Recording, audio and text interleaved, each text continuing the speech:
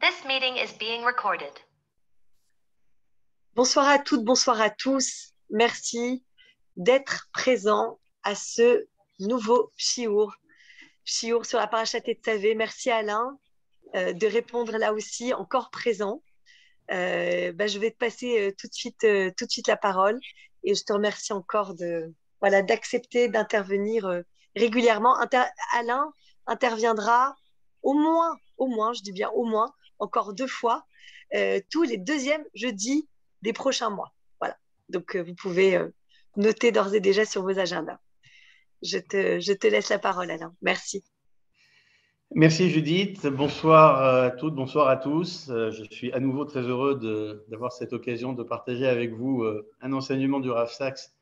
Je sais que nous partageons ensemble notre passion, notre admiration pour son enseignement et c'est toujours un plaisir. Ce soir, c'est sur la paracha Tetzavé. Et ce qui est particulièrement plaisant toujours avec le Rav Sacks, c'est de voir comment, à partir d'un détail, d'un mot, d'une question, de quelque chose de très précis dans les mots de la Torah, il peut nous apporter un enseignement d'une portée très forte et très générale. Et ce soir va encore être une illustration de la force de son enseignement à travers la paracha de Tetzavé. Alors la paracha de Tetzavé, elle est en fait assez facile à résumer. On est dans le livre de Shemot. Le Matan Torah a déjà eu lieu, on a reçu la Torah. On a reçu dans Mishpatim des compléments très précis d'enseignement de la Torah. Et puis, depuis Trouma, la semaine dernière, on a commencé à avoir le récit de tous les commandements que Dieu va transmettre à Moïse et à tout le peuple d'Israël quant à la construction du Mishkan, c'est-à-dire à la préparation de tous les objets, tous les accessoires et tous les comportements qu'il va falloir commencer à mettre en œuvre dans le désert pour pratiquer le service divin, le Mishkan, le tabernacle, étant la première version du temple en version petite et portative, qui préfigure ce que sera après le Beth Amikdash, le temple à Jérusalem. Évidemment, ce long récit des commandements d'Akadosh Baruch Hu dans Shemot est en fait presque une introduction au livre d'après de la Torah, Vayikra, le Lévitique, qui lui va mettre en scène l'exécution de tous ces commandements et le peuple juif va petit à petit, étape par étape, construire et utiliser en fait tous les éléments liés au Mishkan. La paracha de Tetzavé aujourd'hui, elle est très facile à résumer, si on veut le faire en quelques mots, parce qu'en fait, il y a en gros, on va dire 2-3 parties, même si la paracha donne beaucoup de détails. La première partie, elle fait 2 psukim. C'est 2 versets où Moïse reçoit le commandement d'ordonner au peuple d'apporter de l'huile d'olive pure afin que le Kohen Gadol puisse allumer la menorah tous les jours. Ça, c'est le début. Puis après, on passe à un long récit sur les vêtements des Kohanim, la manière dont ils vont être habillés, avec une tenue de lin blanc pour les Kohanim classiques, et pour le Kohen Gadol, un détail assez précis sur les attributs vestimentaires qui vont le caractériser, et ils sont très connus, parce que maintenant on voit plein d'images de représentation de ce que ça pouvait être, à travers notamment le éphod, qui était un tablier, le choshen, qui est le fameux pectoral avec les 12 pierres précieuses qui représentaient les 12 tribus, le meïl, qui est une sorte de cape, en bas de laquelle il y avait des clochettes et des petites grenades, et le tzitz, qui était une plaque en or sur laquelle était gravé Kodesh Lachem et que le Kohen Gadol portait. Puis vient l'intronisation, la manière dont l'intronisation des Kohanim va devoir se faire, et ça se termine par l'obligation de faire le Ketoret, c'est-à-dire les encens, le sacrifice des encens, des parfums, qui était un des sacrifices réguliers dans le Mishkan. Clairement, le centre, le héros, le thème principal de la paracha de Tetzavé, c'est Aaron et un peu les Kohanim autour de lui, mais la paracha de Tetzavé est fondamentalement la paracha qui, pour la première fois, met en scène Aaron dans le rôle de Kohen Gadol qu'il va commencer à assumer dès la construction du Mishkan. Et le shiur de ce soir et les enseignements du Rav Sacks, qui viennent de 2 textes qu'on trouve dans Covenant and Conversation, mais qui se complètent très très bien, sont en fait centrés sur les 2 premiers psukim dont j'ai parlé au début, c'est-à-dire l'ordre donné à Moshe de demander au peuple d'apporter de l'huile pour que Aaron puisse allumer la menorah. Un détail important qui est très connu au sujet de la paracha, et ce détail va être le point de départ de toute l'étude, mais qui va montrer un enseignement très original du Rav Sachs, parce que le détail en question, il est connu, il y a plein de commentaires très connus, mais celui qu'apporte le Rav Sachs ouvre un champ de compréhension complètement nouveau et très très large. Le détail important que tout le monde connaît dans la paracha de Tetzavé, c'est que c'est la seule paracha de la Torah depuis la naissance de Moshe Rabbeinu où le nom de Moshe n'apparaît pas. Du tout. On pourrait dire c'est normal parce que Aaron est le héros de cette paracha, mais ce n'est pas si simple, parce qu'en réalité, les premiers mots de la paracha, et on va les lire tout de suite pour les avoir bien en tête, en fait, Dieu s'adresse à Moshe, mais il ne dit pas son nom. Alors, je vais essayer de partager moi-même l'écran. Voilà. Est-ce que vous voyez mon écran? Parfaitement. Très bien. Donc, voici les deux premiers versets de la paracha de Tetzavé. Ve'ata Tetzavé Bnei Israël, et toi, et là, c'est Dieu qui s'adresse à Moshe. Donc, Ata, ça désigne Moshe. Et toi, Moshe, ordonne aux enfants d'Israël, Vayikru elecha shemen zayit zach katit lamaor, tu ordonneras aux enfants d'Israël de prendre pour toi de l'huile pure d'olive concassée pour la Mahor, pour le luminaire, les halot nertamid, afin de faire monter, d'alimenter les lampes en permanence. Deuxième verset, Be'oel Moed, Mirchutz la parochet, dans la tente d'assignation, qui était l'extension de l'endroit du Mishkan où se trouvait tout l'autel, etc., etc. Donc, dans le Oel Moed, Mirchutz la parochet, en dehors du voile, Asher al Haedout, qui couvre le Haedout, le statut, Yaharoch Oto, Aaron Uvanav, mais Erev ad Boker, Aaron et ses fils le disposeront du matin au soir, Lifnei Hashem, devant Dieu, Chukat Olam Lodorotechem, décret permanent pour vos générations, mais Bnei Israël, ici à observer par les enfants d'Israël. Voilà donc les deux versets. Il s'agit donc d'un commandement donné à Moshe, mais le nom de Moshe n'apparaît pas, et ça dure deux versets, puis après on passe complètement à autre chose avec les commandements qui vont être liés à l'intronisation d'Aaron et des Kohanim. Donc la question de départ, c'est pourquoi le nom de Moshe n'est pas présent. Et je suis sûr que vous connaissez au moins une ou deux explications assez traditionnelles sur la question. Je ne sais pas si vous connaissez celle du Rav Sachs, et encore moins vers quoi cette explication va nous amener. À travers l'enseignement de ce soir, on va répondre en fait à deux questions qui reviennent en fait à un thème général. Le thème général de ce soir, ça va être quelle est la nature de notre relation à Dieu, nous, le peuple juif, collectivement et individuellement. Alors ça paraît un peu loin des mots de la paracha tels qu'on vient de les résumer, mais c'est le point commun des différents enseignements qu'on va voir ce soir. Quelle est la nature de notre lien avec Dieu, nous particulièrement, le peuple juif? Et pour ça, on va aller en deux temps. Le premier temps, ça va être justement d'essayer de comprendre quelle est la signification de l'absence du nom de Moshe dans la paracha, telle que le Rav Sachs la comprend. Et à cette question, il va répondre en fait qu'à cette absence qui n'est qu'une simili-absence, la réponse pour le Rav Sachs va être qu'il s'agira de faire émerger le leadership d'Aaron en plus du leadership de Moshe et de montrer la nécessité d'un double leadership pour guider le peuple juif dans son alliance avec Dieu. Ça va être la première partie. Et la deuxième partie, elle va peut-être vous étonner, mais cette deuxième partie va continuer dans cette question pour nous aider à répondre à une question liée à notre lien individuel, à chacun d'entre nous avec Dieu, à travers une question que tout le monde a pu se poser un jour, qui est de dire, la prière, qui est la manière la plus intime et la plus forte d'entretenir un lien avec Dieu, la prière est un acte profondément intime. On a tous une relation avec Dieu, mais on a tous une relation personnelle avec Dieu. On a tous des choses particulières à lui dire. C'est chacun intimement va nourrir sa relation avec Dieu. Et pourtant, dans le judaïsme, la manière de faire la Torah, de faire la tfila, la prière, est un acte strictement uniforme.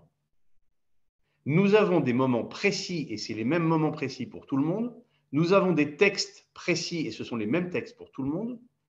Comment un acte aussi intime que la prière peut-il être fait par des actes uniformes et réglementaires? C'est a priori contradictoire. quand on accomplit un devoir identique, c'est qu'on sert quelque chose qui nous dépasse et on est tous dans l'obéissance, mais on n'est pas dans l'implication intime. Et pourtant, la Torah nous demande de faire la tefila de la même manière, avec les mêmes textes, à la même heure, pour tout le monde. Et le Rav Saks va nous aider à comprendre la signification de cette manière de faire la tefila au regard de ce qu'on aura appris sur la présence, absence de Moshe Rabbeinu dans cette paracha. Voilà le programme de ce petit shiur. Donc, on commence par pourquoi le nom de Moshe n'est pas dans la paracha de Tetzavé. Alors, on va commencer par citer les enseignements que vous avez sûrement entendus un jour parce qu'ils sont très connus. Le premier, c'est un enseignement du Gaon de Vilna qui dit la plupart du temps, la paracha de Tetzavé tombe la semaine du 7 Adar. Le 7 Adar, c'est la date de naissance et de disparition de Moshe Rabbeinu. Et donc, la manière pour Akadosh Baruch Hu de faire une évocation discrète, mais d'un hommage en quelque sorte à Moshe Rabbeinu, et de noter par son absence dans la paracha le fait qu'il a disparu la semaine où on lit la paracha. C'est une explication. Deuxième explication, la Tourim, c'est de dire Moshe n'est pas dans la paracha parce que lui-même a demandé un tout petit peu plus tard dans la Torah, après le veau d'or, il dit à Dieu, si tu ne leur pardonnes pas, efface-moi de ton livre. Or, la parole d'un tzaddik à Akadosh Baruch Hu a toujours un effet. Et donc, il s'agissait pour Akadosh Baruch Hu de trouver un moyen de ne pas complètement négliger la demande de Moshe, même si cette demande était un petit peu, en quelque sorte, exagérée, parce qu'il a fini par pardonner, en tout cas en partie, au peuple d'Israël. Mais donc, la deuxième explication est de dire le nom de Moshe n'apparaît pas parce que Akadosh Baruch Hu a voulu trouver un moyen d'exécuter d'une forme même très discrète la demande de Moshe d'être un petit peu effacée. Il y a une troisième explication qui remonte un peu plus dans l'histoire de l'arrivée de Moshe dans les responsabilités qu'il a eues et qui remonte au dialogue entre Dieu et Moshe au moment du buisson ardent. Puisque Akadosh Baruch Hu convoque Moshe et lui dit « Tu vas aller voir Pharaon et tu vas mener le peuple ». Et comme on le sait, Moshe Rabbeinu, il réagit de manière assez négative en disant « Mais qui je suis, je ne sais pas parler, je ne peux pas, etc. » Et il refuse en fait la mission que lui donne Akadosh Baruch Hu. Et finalement, pour le rassurer, pour le convaincre, Akadosh Baruch Hu dit « Bon, mais t'inquiète pas, ton frère Aaron t'accompagnera, te soutiendra. » Et alors Moshe finit par accepter. Et ce commentaire dit qu'en réalité, comme Moshe Rabbeinu a refusé, il a perdu certaines des missions qu'Akadosh Baruch Hu voulait lui confier. À l'origine, Moshe aurait dû être aussi le Kohen Gadol. Et le fait qu'il ait refusé a fait finalement changer les plans d'Akadosh Baruch Hu, qui a finalement dit tu vas garder ta mission de porte-parole en quelque sorte, mais tu ne seras pas Kohen Gadol, ça sera Aaron. Et donc, puisque la paracha de Tetzavé inaugure Aaron dans son rôle de Kohen Gadol, bien, le nom de Moshe n'apparaît pas. C'est une manière de montrer que Akadosh Baruch Hu met en acte ce qu'il a décidé. Il a dépossédé Moshe de son rôle de Kohen Gadol. Et bien, la paracha qui va parler du Kohen Gadol, Moshe n'y apparaît pas. Aussi, trois explications traditionnelles qui ont toutes le mérite d'être parfaitement cohérentes, nous enseigner certaines dimensions de l'histoire. Mais là, on va voir l'originalité de l'explication du Rav Saks et surtout de ce qu'elle nous apporte après. Le Rav Saks, il nous dit il ne faut pas être aussi radical que ça. Moshe n'est pas absent de la paracha. D'abord, le premier mot, Ve'ata, s'adresse à Moshe. Donc, l'existence de Moshe comme interlocuteur direct d'Akadosh Baruch Hu, et en plus, cette expression Ve'ata, vous savez, c'est très très rare dans la Torah. Normalement, on a Vayomer Hashem el Moshe, il est mort, et puis il dit voilà ce que tu dois enseigner, ce que tu dois transmettre, etc. au peuple. Ve'ata, ça veut dire toi, Moshe, et personne d'autre. Je te donne un commandement supplémentaire que tu vas transmettre après au peuple. Donc le Rav Saks dit, c'est pas vrai. Moshe n'est pas absent, son nom n'apparaît peut-être pas, mais Moshe est extrêmement présent dans la paracha. C'est lui qui porte un enseignement et, en l'occurrence, dans une formulation qui met très clairement au centre de ce commandement le rôle que Moshe va avoir. En revanche, c'est vrai que son rôle-là est mis en perspective de l'émergence, et là pour le coup avec énormément de détails, du rôle d'Akadosh Baruch Hu en tant que Kohen Gadol. Et le Rav Saks nous dit, ce que veut faire le texte de la Torah à cet endroit-là, c'est de nous enseigner que, alors que depuis la sortie d'Égypte, Israël avait un chef qui était Moshe, au moment où le peuple commence à installer sa vie de peuple et donc se projette dans l'existence du Mishkan, et donc ce qui va faire au final la vie collective du peuple, réalisant le projet divin, eh bien, que ce leadership de Moshe Rabbeinu ne va plus être unique et qu'il s'agit d'établir que dans le lien avec Dieu, il n'y aura pas un chef, mais deux. Moshe, dans un rôle qui est celui de la révélation, le prophète, le Navi en hébreu, et Aaron, dans le rôle du Kohen, du prêtre, et il s'agira de comprendre pourquoi il faut les deux, qu'est-ce qui les différencie et en quoi leurs rôles sont complémentaires, pourquoi a-t-on besoin des deux. Et là, le Rav Sachs s'engage dans une très longue liste des différences entre les deux rôles, le Kohen et le Navi. Et il y a au moins 10 différences, et je vais vous les dire, c'est assez rapide, mais elles sont très frappantes. Le Kohen, c'est une dynastie. C'est-à-dire que le Kohen Gadol, Aaron, le premier, est le fondateur de la dynastie, en quelque sorte. Ses enfants seront l'un Kohen Gadol, les autres Kohanim, et les Kohanim sont en fait, de génération en génération, les enfants des Kohanim précédents. Le Navi, le prophète, ce n'est pas du tout une dynastie. C'est l'homme choisi par Akadosh Baruch Hu dans sa génération pour être capable de porter le message. D'ailleurs, Moshe aurait bien voulu que l'un de ses fils soit son successeur, et finalement, ses fils n'étaient pas jugés capables de l'être, et c'est Yehoshua bin Nun, qui était son élève mais pas son fils, qui a été son successeur. Et on voit dans toute l'histoire des prophètes, depuis Moshe jusqu'au dernier prophète Malachi, que les prophètes ne sont jamais les enfants du prophète précédent. Ce n'est pas une dynastie. Deuxième différence, ce qui caractérise le Kohen, c'est la fonction qu'il reçoit par héritage. Alors que ce qui caractérise le Navi, c'est sa personnalité propre. Dieu choisit un homme précis capable de recevoir et de transmettre le message. Dans un cas, c'est la charge qui le caractérise, dans l'autre, c'est sa personnalité. Troisième différence, le prêtre, le Kohen, doit porter un uniforme, d'ailleurs détaillé dans la paracha de cette semaine. Il n'est jamais fait référence d'une tenue pour un prophète. Autre différence encore, on doit du kavod au Kohen Gadol en particulier. Le Kohen et le Kohen Gadol en particulier étaient un personnage important. On dit même que les clochettes qui étaient en bas de l'habit du Kohen Gadol avaient pour but de faire du bruit pour que toute personne vers laquelle s'approche le Kohen Gadol soit prévenue à l'avance et qu'elle puisse lui porter toute la déférence nécessaire. Alors que le Navi, le prophète, n'a aucune forme de protocole. Il est parmi le peuple et il est quelquefois même durement traité par le peuple. Il n'y a pas de respect à lui apporter particulièrement. Le Kohen, encore une différence, vit isolé du peuple. Quand il est en service, il est dans le Beth Amikdash, il voit des gens qui apportent des sacrifices, mais il est cloisonné par rapport au peuple. De la même manière, il ne peut pas se marier avec n'importe qui. Alors que le Navi est issu du peuple et vit avec le peuple. Le Kohen a un service divin qui est essentiellement par des gestes. Il peut dire quelquefois des choses, mais qui sont des parties de la Torah ou des mots qu'il doit prononcer, mais ce sont des mots ritualisés. Ce sont les gestes qu'il caractérise. Alors que le service divin du prophète est entièrement par la parole inspirée par Dieu qui sort de sa bouche. Encore une différence, le temps, la relation au temps. Le temps du Kohen est un temps cyclique et répétitif. Des heures, des jours, des mois, des fêtes qui guident et qui rythment les actes qu'il doit le faire dans Beth Amikdash. Alors que le temps du prophète est complètement séculier. Il vit dans son temps et il intervient, quand il révèle la parole divine, au moment que Dieu choisit, à des moments liés aux événements, mais ça n'est pas du tout cyclique, ce n'est pas du tout prévu à l'avance. Le travail du Kohen est strictement répétitif. Et chaque génération fait la même chose que la précédente. Alors que le Navi, le prophète, a un acte prophétique qui est unique. On ne répète pas la prophétie de la génération précédente. Chaque prophétie se passe d'une manière différente. Le Kohen sanctifie la nature, le Navi est lui impliqué dans l'histoire pour renouveler l'alliance dans l'histoire de sa génération. Le Kohen est dans le domaine du Kodesh et du Chol, du saint et du profane, là où le Navi est dans le domaine du Tzedek, du Chesed, c'est-à-dire de la justice, de la grâce, etc.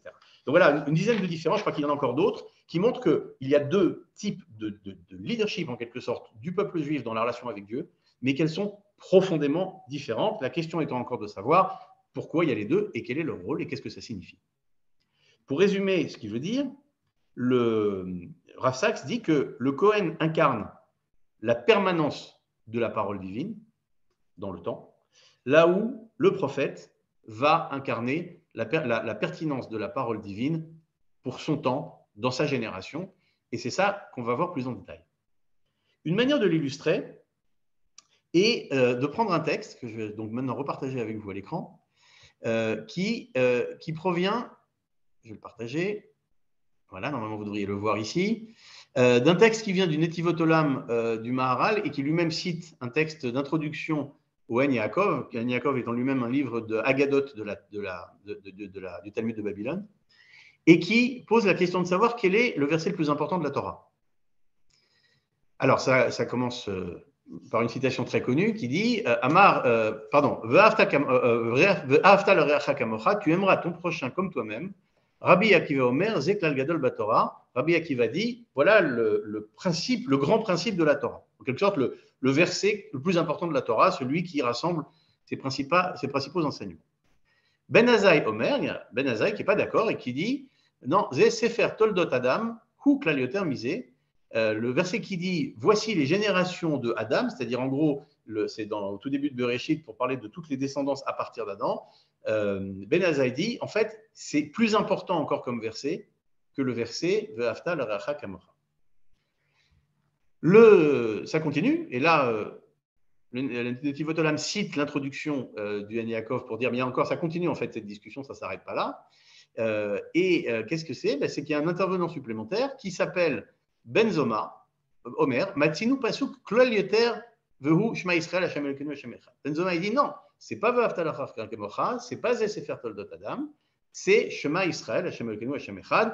Et là, à nouveau, on peut comprendre, l'idée, c'est ce verset qu'on dit matin, soir, qu'on dit la veille de ça, juste avant de mourir, qu'on dit à la fin de Kippour, c'est ça le verset le plus important. Et ça continue, Ben Nanas Omer, il n'est encore pas d'accord, Matsinu Pasuk Kolel Yoter Vehu Ve'afta l'Aracha Kamocha, lui, il est d'accord avec Rabbi Akiva, il dit non, tu aimeras ton prochain comme toi-même, en fait, c'est celui-là le plus important. Mais on a au moins 4 psukim différents qui ont l'air de dire que chacun a l'air d'être un principe, on pourrait comprendre que chacun d'entre eux soit l'un des plus importants. Et vient enfin Shimon ben Pazi, Omer, Matzinu pasuk lel yoter vehu et akeves echad taase baboker. Ben Pazi dit non, j'ai trouvé encore plus important. Et c'est quoi? C'est le verset qui dit tu apporteras un sacrifice le matin, et en fait tu apporteras aussi un sacrifice l'après-midi. C'est le verset qui dit qui est l'obligation du korban tamid. Ce qu'on trouve dans Pinchas, c'est l'obligation dans le temple de faire le matin et le soir, en fait le soir c'est l'après-midi, un sacrifice permanent, un sacrifice qui se passait tous les jours. Ça paraît très étrange parce que les autres psukim ont l'air d'être des principes intuitivement on comprend. Ze Sefer Toldot Adam, c'est pour dire la Torah parle à toute l'humanité, donc c'est plus important. Tu aimeras ton prochain comme toi-même, le principe général d'harmonie de l'humanité. Shema Israël, on peut comprendre aussi. Et vient ce dernier intervenant, Shimon ben Pazi, qui dit non, le plus important, c'est Akeves Echad, tout le paragraphe qui parle, le verset qui parle de l'obligation du Korban Tamid, du sacrifice quotidien, qui lui n'a pas l'air de porter d'idées de morale, d'éthique, de sentiment. C'est l'obligation quotidienne d'un rite uniforme. Amar Rabbi Rav Ploni, al Raglav, et Amar Alacha que Ben Fazi. Et là vient un dernier Rav qui intervient en disant, il se lève sur ses pieds et il dit, la halacha, elle est comme le dernier qui a parlé. Autrement dit, le verset le plus important selon lui, et la halacha conclut comme ça, plus important que tu aimeras ton prochain comme toi-même, plus important que Shema Israël, c'est le verset qui dit, tu apporteras matin et soir un sacrifice quotidien. Alors, en citant ça, le Rav Saks dit, qu'est-ce que ça nous enseigne? Ça nous enseigne que sans le travail rituel du Kohen, rien d'autre n'est possible. Bien sûr que Ve'afta l'Aracha Kamocha, Shema Israël, tous ces psukim-là sont fondamentaux. Mais la halacha nous dit, la fondation de tout ça, c'est l'obligation rituelle que le Kohen Gadol porte avec lui. Et akeves echad taase baboker, et akeves hasheni taase ben arba'in. Et autrement dit, sans le Kohen, il n'y a pas de permanence, il n'y a pas d'éternité. Mais il rajoute, sans le prophète, il n'y a pas d'histoire. Donc on voit se dégager ici le double rôle, ou plus exactement les deux rôles spécifiques du Kohen et du Navi. Le Kohen porteur d'une permanence et le Navi porteur d'un renouvellement, porteur de la flamme qui va lier le peuple juif à Akadosh Baruch Hu, génération par génération. Et il va le démontrer très simplement en reprenant les deux psukim qu'on a vus au début, que je vais repartager. Les deux psukim du début de la paracha, qu'est-ce qu'ils disent? Ils disent exactement ça en réalité. On revient au début de la paracha. Ve'ata tetzavé, toi Moshe, tu vas ordonner au peuple juif d'apporter l'huile qui servira au feu. Dans le Ohel Moed, ça sera fait. Yaharoch oto Aaron uvanav, Aaron et ses fils l'apporteront du soir au matin l'ifnei Hashem, chukat olam le dorotechem. Règle invariable pour vos générations, mais Béni Israël. Autrement dit, on voit dans ces deux psukim se dégager déjà l'essentiel de ce que seront les deux rôles spécifiques d'Aaron et Moshe, et en fait du Kohen et du Navi. Moshe, dans le rôle du Navi, apporte la flamme au sens où il apporte la passion, le souffle, l'inspiration qui va lier le peuple juif à Kadosh Baruch Hu. Mais cette aspiration, cette flamme, elle n'est valable que pour le Navi qui vit à son époque avec les ans de sa génération. Et le travail d'Aaron va être de transformer cette flamme d'origine en un rite permanent pour s'assurer que la flamme d'une génération soit en fait pérenne au sens où elle sera renouvelée la génération d'après, la permanence des rites permettant de faire un lien de génération en génération, l'inspiration elle-même devant être renouvelée, mais le rite lui-même assurant la permanence de ce lien. Voilà pour une première partie la manière dont le Rav Sachs interprète l'absence-présence de Moshe Rabbeinu dans la paracha et la manière de faire émerger ce double leadership, Moshe dans le rôle du Navi et de l'inspiration, et Aaron dans le rôle du Kohen et de la permanence du rite, et donc d'une certaine manière du travail pour l'éternité que représente ce lien avec Akadosh Baruch. Alors quel est le lien avec la prière? Parce que c'est la deuxième partie de cette explication, c'est que le Rav Sachs va nous enseigner qu'il y a en fait un lien direct entre la question du lien collectif du peuple d'Israël avec Dieu, tel qu'on vient de le voir avec Aaron et Moshe, et le lien individuel que chacun d'entre nous entretenons à travers la Tfila avec Akadosh Baruch. Et pour ça, il cite une controverse très connue entre Maïmonide et Nachmanide sur la question de savoir comment on sert Akadosh Baruch Hu et le rôle de la prière là-dedans, etc. Cette controverse, elle part. Maïmonide a une position très claire dans Ilchot Tfila, dans le Mishneh Torah. Il enseigne que on apprend de la Torah qu'on doit prier Dieu individuellement. Comment il le sait? Il dit, il y a des versets dans Shemot, dans Devarim, qui évoquent le fait que on doit servir à Kadosh Baruch Hu et qu'on doit le servir même avec le cœur. C'est dit explicitement dans Devarim. Et donc, pour Maïmonide, la prière est une obligation qui remonte déjà à la Torah, qui se passe à Vodash et Balev, c'est-à-dire le service qu'on fait dans le cœur, c'est la Tfila. Et pour Maïmonide, la prière, d'une certaine manière, ça devrait même être fait chacun à sa manière. On sert Dieu en s'épanchant vers lui, en lui demandant des choses, en reconnaissant sa toute-puissance. Et pour Maïmonide, le service de Dieu pour chacun d'entre nous, c'est ça. C'est une prière individuelle, presque chacun la sienne, et que, selon Maïmonide, c'est la Torah qui nous l'enseigne. Nachmanide a un avis complètement différent. Nachmanide dit non, le service divin, c'est le service du temple. Les obligations qu'on a de rendre grâce à Kadosh Baruch Hu, c'est à travers les sacrifices, à travers tous les détails du culte du Beth Amikdash tel qu'on les apprend dans la Torah. Et pour Nachmanide, l'obligation de la prière individuelle ne remonte pas à la Bible, mais c'est une décision rabbinique qui fait suite à la destruction du temple. Autrement dit, pour Nachmanide, si on fait la prière aujourd'hui, c'est pour remplacer les sacrifices qu'on ne peut plus faire, mais ça n'a rien à voir avec ce que Maïmonide enseigne lui, qui est de dire chacun a un lien avec Akadosh Baruch Hu et en priant chacun de sa manière, on sert Dieu. Donc cette obligation de prier, pour Maïmonide, elle est biblique, elle est individuelle, chacun sa manière. Pour Nachmanide, elle est entre guillemets réglementaire parce qu'elle donne à chacun la manière de remplacer les sacrifices qu'on ne peut plus faire à travers des prières qui les remplacent, en particulier les Hamidot. Et là-dessus, en fait, il y a un passage de Gemara qui met exactement en scène cette question d'une manière un peu différente, et qui est un petit passage très court que je vais vous montrer tout de suite, qui vient de Berachot. J'ai perdu mon écran, là, je ne sais plus pourquoi je ne peux plus voir le texte. Je suis désolé parce qu'il n'apparaît plus. Tu veux que je l'affiche, Alain? Je vais essayer encore une fois, et sinon, oui, je veux bien que tu le fasses. Oui, je ne sais pas pourquoi il n'apparaît plus, donc je veux bien que tu le fasses, s'il te plaît. C'est la troisième page. Ah non, c'est pas ça. Excuse-moi. Pardon. Non. Voilà. Hop là. Et hop. Attends, je remonte. Voilà, c'est ça? Là, le texte n'a pas changé à l'écran. Ah. Je n'ai que ça. Ah non, mais ça, c'est pas moi, ça.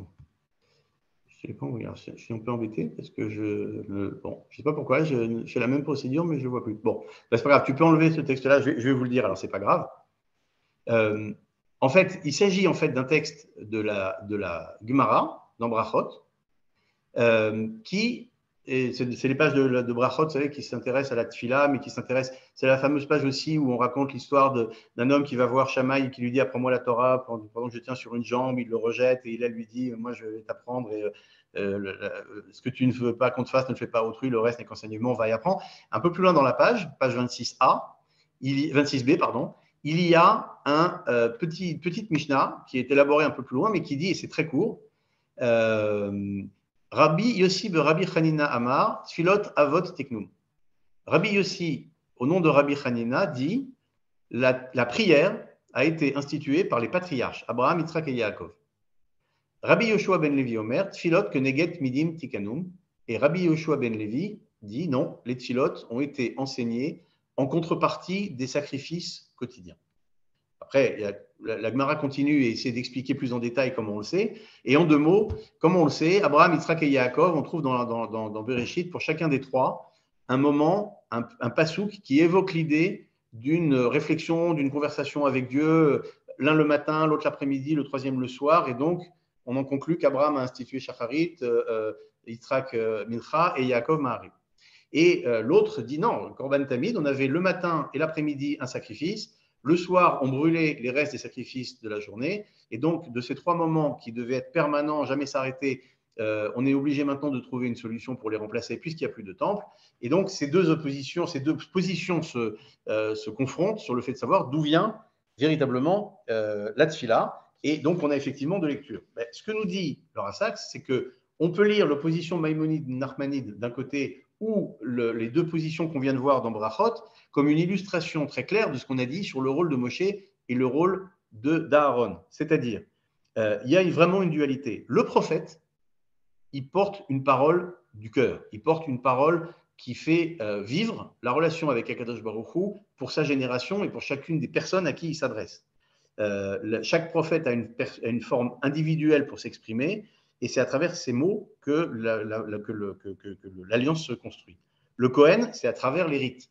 On voit entre le Navi et le Kohen le reflet de la question de savoir si la tfila vient des patriarches, c'est-à-dire l'élan du cœur de chacun d'entre eux, chacun à sa manière et dans son histoire, ou si la tfila vient du korban, c'est-à-dire de la répétition d'un rite qu'on est bien obligé de faire avec des mots de nos jours, puisqu'il n'y a plus de Beth Amikdash. Et donc, la manière de conclure, et je finirai avec ça, du Rav Saks, c'est de dire, la prière, c'est à la fois un acte très intime, mais une obligation collective. Pourquoi ? Parce que la pérennité du lien entre Akadosh Baruch Hu et le peuple juif passe par deux nécessités. La première, c'est que ce lien soit véritablement vivant à chaque génération, dans ses enjeux, avec son histoire. Et donc, il y a un aspect de la tfila qui est forcément individuel, qui est forcément inspiré par Abraham, Yitzhak et Yaakov. Mais pour assurer la permanence, non seulement le renouvellement, mais la permanence de ce lien, génération après génération, il faut des rites. C'est la fonction du Kohen, c'est la fonction des sacrifices. Et pour terminer, le Rav Saks dit, en fait, on le fait sans s'en rendre compte. Parce que les korbanot, les sacrifices, sont remplacés aujourd'hui par la tfila, par la hamida. Et vous remarquerez que la hamida, en fait, à la choule, on l'a fait deux fois. On l'a fait une fois individuellement et une fois collectivement. Dans la tfila individuelle, il est même prévu dans la halacha que si on le souhaite, on rajoute des paragraphes de prière personnelle. Et donc, la tfila est à la fois un acte de lien individuel dans l'intimité et la discrétion de la tfila individuelle, mais également un acte collectif ritualisé pour assurer à la fois, parce que c'est ça l'enjeu, l'intensité et la vérité de la relation qu'on peut avoir avec Akadosh Baruch Hu, individu par individu, génération par génération, forcément toujours renouvelée d'un côté, mais la volonté d'une permanence qui nous amène jusqu'à la venue du Mashiach et qui ne peut passer que par le travail ritualisé, complémentaire avec ce lien individuel. Voilà. Merci de votre attention. Merci beaucoup, Alain. Eh ben, on lira la paracha ce Shabbat avec une vision beaucoup plus nette sur les rôles de Moshe et Aaron. Si vous voulez intervenir, poser des questions à Alain, rajouter des éléments, échanger. N'hésitez pas, ouvrez vos micros, prenez la parole. On vous attend.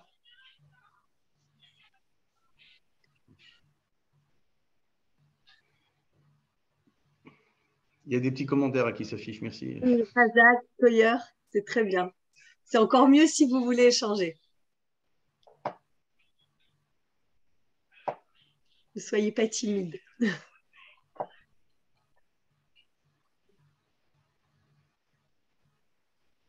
Bonsoir.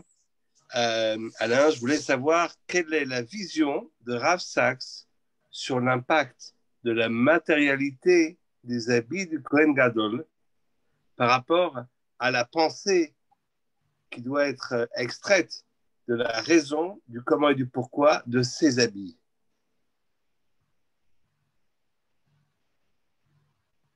Je ne suis pas complètement sûr d'avoir compris la question. Alors, je me suis mal exprimé, c'est moi, il n'y a pas de souci. Oui. À savoir, la raison pour laquelle il porte le tzitz, le me'il, de quoi il est composé, le éphod, les rochen, etc. Il y a toute une philosophie sur chacun des habits et comment, je ne sais pas si le Rav Sachs a une explication, pas philosophique, mais c'est-à-dire quel enseignement on peut tirer de ce que nous on voit en termes de matérialité dans l'habit et l'impact qu'il doit avoir sur, pas ce qu'on voit, mais ce qu'il représente dans leur spiritualité. Alors, je crois que je comprends mieux la question. Et en fait, il y a tout un texte de Sachs qui répond intégralement à cette question, qui est centré sur cette question. Et je ne voudrais pas prendre le risque de la résumer en une jambe sans l'avoir relu. Parce que je l'ai lu, mais j'avais choisi de ne pas le garder pour ce soir. Et du coup, je ne l'ai pas suffisamment travaillé pour répondre. Mais il y a tout un développement. En fait, il y a un texte que j'ai maintenant sous les yeux, là, qui s'appelle Does Clothes Make a Man? Exactement sur la question de est-ce que l'habit fait le moine d'une certaine manière? Et qui est tout un développement sur en fait le rôle du vêtement depuis Adam Arishon, Cotnot Or. En quelque sorte, le rôle du vêtement dissimulateur, du vêtement mensonge, par opposition à tous les attributs précis du Kohen Gadol. Mais je ne voudrais pas, comment dirais-je, être injuste vis-à-vis du texte que je n'ai pas suffisamment relu pour répondre correctement. Mais je peux, d'abord, je peux te l'envoyer et puis on peut dialoguer séparément là-dessus. En tout cas, il y a effectivement un texte précis là-dessus de Sachs. Et je serais ravi de partager ça plus en détail, mais pas comme ça en une phrase sans l'avoir relu sérieusement. Merci. En tout cas, c'est clairement une très bonne question. Il en a même fait un article entier. Je ne savais pas. Voilà. Dans le monde dans lequel on vit de matérialité, on sait que parfois l'habit fait le moine. Mais en dehors de l'habit fait le moine, de ce que j'avais vaguement lu par rapport à Rav Sachs, c'est ce que rapportent certains mefarshim, c'est que l'habit en lui-même impacte la raison, on va dire, morale et spirituelle du Ben Adam, jusqu'où cette responsabilité peut être transpirante dans l'action de l'être humain au travers de son métier. Il y a des métiers dits moraux que lorsqu'on porte l'habit du métier, on se doit d'avoir une éthique et une déontologie.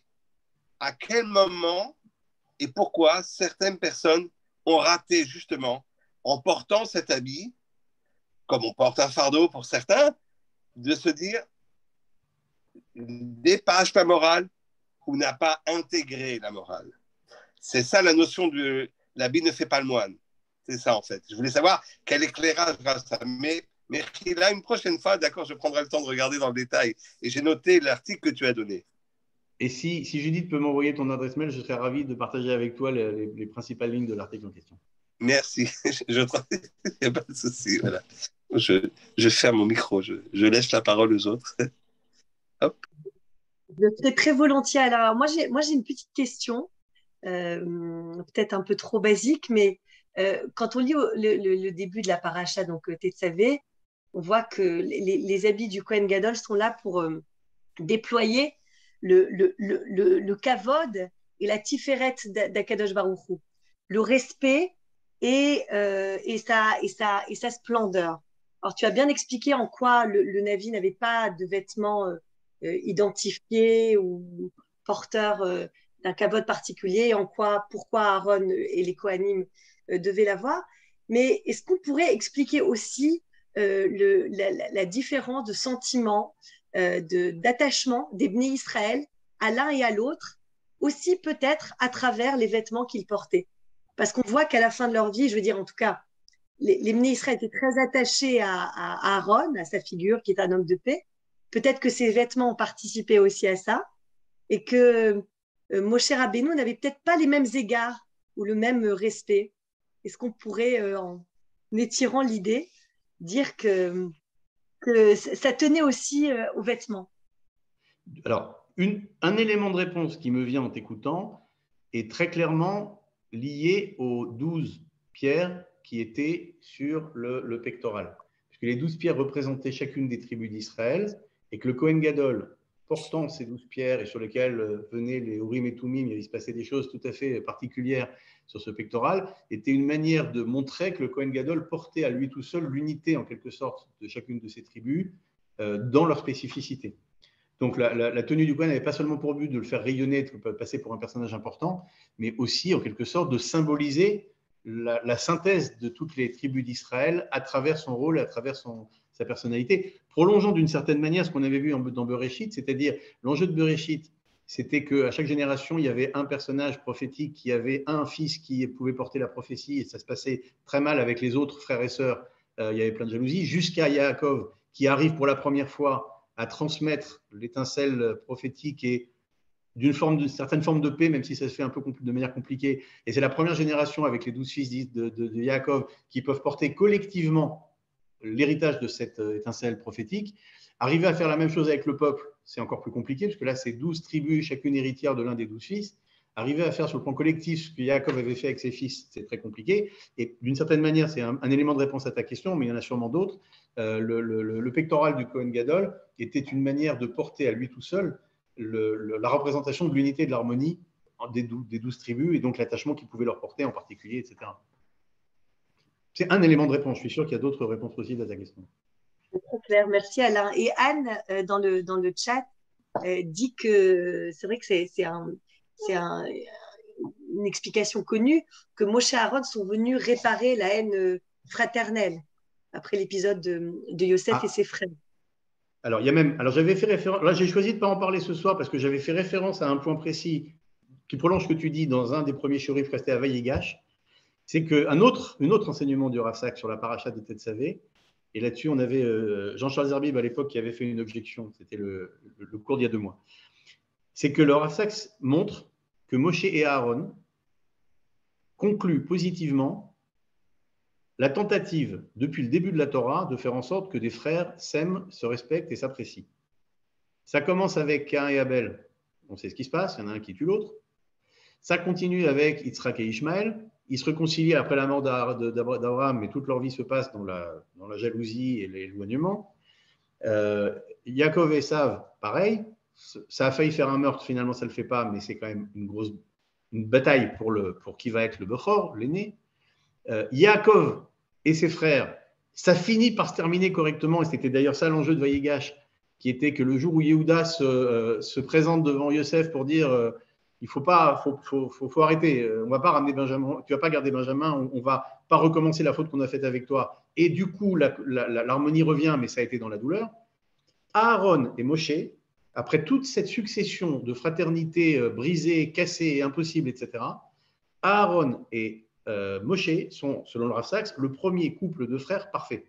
Comment on le sait? C'est qu'Aaron est l'aîné, Moshe est le second. Quand Moshe est choisi par Dieu, Aaron n'est pas jaloux. Puis, quand Moshe finalement perd la Keuna et que c'est Aaron qui l'a, il n'est pas jaloux non plus. Et il n'y a pas une trace de rivalité entre Aaron et Moshe dans toute la Torah. Donc, le Rav Saks dit d'une certaine manière, ce couple de leaders, mais de frères aussi, conclut positivement des tentatives génération après génération de faire cohabiter des frères de manière non seulement pacifique, mais même constructive, et que c'est un autre aspect très fort de ce duo entre Aaron et Moshe, que de réussir dans Shemot ce que tout Bereshit n'a pas réussi à faire. Là-dessus, Jean-Charles Zerbib avait dit, c'est pas vrai, on bénit nos enfants comme Ephraim et Ménaché, donc le vrai couple de frères qui ont réussi, c'est Ephraim et Ménaché. Alors oui, mais il faut aller chercher dans l'interprétation des noms de Ephraim et Ménaché ce qui signifie tous les deux, à la fois l'oubli de la dureté du passé et l'espoir dans l'avenir pour y voir une réconciliation qui donne une continuité. Enfin, on n'est pas dans l'histoire des deux frères qui avaient des histoires à régler entre eux. On est dans des choses beaucoup plus symboliques. Aaron et Moshe, objectivement, c'est un aîné qui voit son cadet avoir un rôle plus important que lui, puis le cadet va se voir dépossédé d'une partie de son rôle et ça va vers l'aîné, et tout ça se passe dans l'harmonie, l'amour et la paix. Bonsoir. Je peux poser une petite question? Bien Je t'en sûr. prie, Benjamin. Oui, merci beaucoup pour le cours. J'ai pas pu être là dès le début, mais merci, Monsieur Rivlin. Mais il n'y a pas eu une petite médisance quand même de Aaron et Myriam envers Moshe à un moment quand même de l'histoire? Myriam, oui. Il y avait pas Aaron avec elle. Je croyais qu'ils étaient tous les deux. De mémoire, c'était Myriam. Mais si quelqu'un a une conviction plus forte et une source pour dire que Aaron était dedans, bienvenue. Ah, mais je sais pas. J'étais persuadé que c'était Myriam et Aaron. Mais alors peut-être c'est moi qui me trompe. Oui. Alors, en fait, le monsieur a raison dans le sens où c'est Myriam qui parle à Aaron par rapport au fait qu'il a abandonné, entre guillemets, sa femme. Oui, c'est ça. Mais comme c'est Myriam qui a ouvert la bouche et qu'Aaron n'a rien dit, c'est elle qui aura la tsara. Voilà. D'accord. Je croyais qu'il était inclus presque sur le même plan que Myriam, mais du coup, non, merci. Alors, je savais pas. Aaron, l'homme du shalom, c'est lui qui va Bah oui. répondre à Myriam. Là, c'est pas possible. C'est pas possible. Merci Pardon. en tout cas. Merci. Je me rends compte sur un commentaire que je n'avais pas vu que Anne, en fait, avait déjà résumé par un commentaire très rapide ce que j'ai expliqué sur les deux frères. Désolé de la répétition, je n'avais pas vu le commentaire d'Anne.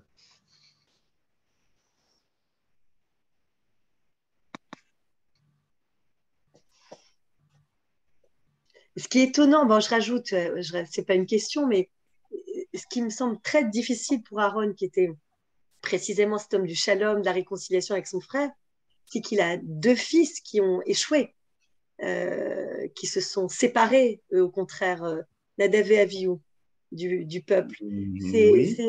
Ils n'ont pas du tout suivi, du tout, en tout cas, ce que le texte dit, le chemin de leur oncle et père, leur maître, et qui n'ont pas fraternisé avec le clan d'Israël, qui se sont séparés de lui, en quelque sorte. Là, je crois que quelqu'un veut répondre. Oui, peut-être. Il y a plusieurs, effectivement. Le texte ne dit pas exactement quelle était la faute, entre guillemets, de Nadav et Avihu. Et il y a plusieurs interprétations qui sont données par le Midrash.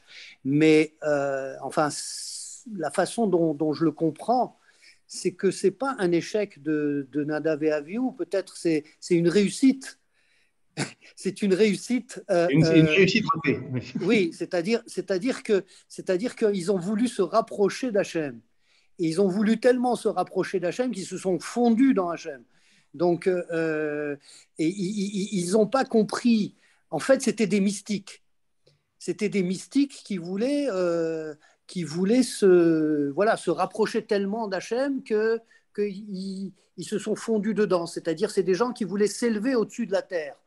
Ils n'ont pas compris que le message du judaïsme, c'est de faire venir la présence divine sur la terre, c'est-à-dire de faire une jonction entre la terre et le ciel. Donc eux, ils ont réussi dans leur voie, entre guillemets, comme Benzoma qui est rentré dans le Pardès et qui n'en est pas revenu. Donc c'est une certaine réussite, mais qui n'est pas une réussite juive en fait. J'ai lu des commentaires qui disent exactement la même chose, c'est-à-dire que Nadav et Avihu, ils ne se sont pas révoltés. Ils ont voulu aller encore plus loin dans le zèle qu'ils pensaient que Dieu attendait d'eux. Alors, sans vouloir récupérer cette question pour ramener à ce que j'ai enseigné tout à l'heure, mais je vais le faire quand même. C'est que, d'une certaine manière, c'est un Cohen qui se prend pour un Navi. C'est-à-dire qu'ils ont voulu mettre une flamme de passion à travers les rites, alors que l'enseignement, c'est toi, t'es Cohen, tu fais le rite comme on te demande. La passion, c'est le Navi. C'est moi qui le dis, ça n'engage que moi, mais voilà. Ça colle. Ça colle bien. En tout cas, ça m'arrange bien. Bien, merci beaucoup à tous. Il est bientôt 21h. Merci beaucoup, Alain. Vraiment pour ces éclairages très, très forts, très vastes, amples, qu'on va pouvoir comment dire, encore plus intérioriser ce Shabbat en lisant la paracha. Je remercie aussi Norbert qui a traduit de manière magistrale et vraiment très, très fidèle au ton et à la lettre du Rav Sachs. Il nous a transmis deux traductions, une sur la paracha Tetzavé et une autre sur la paracha de la semaine dernière, Teruma, que j'ai mis sur le chat des amis du Rav Sachs. Donc, n'hésitez pas à lire. Donc, aujourd'hui, vous avez la chance à la fois dès ce soir, vous aurez le replay du shiur de Alain, vous aurez le podcast de Ilan de 10 minutes et vous aurez les écrits de Norbert. Donc, voilà, un arc-en-ciel de commentaires, tous issus des enseignements du Rav Sachs. Merci de votre présence et je vous dis à la semaine prochaine pour Kitissa. Et ce sera Sarah Wiesman qui animera ce shiur. Merci beaucoup Alain et alors au mois prochain. Merci à vous, Shabbat Shalom. Shabbat Shalom, au revoir. Shabbat Shalom. Une fois par mois aussi.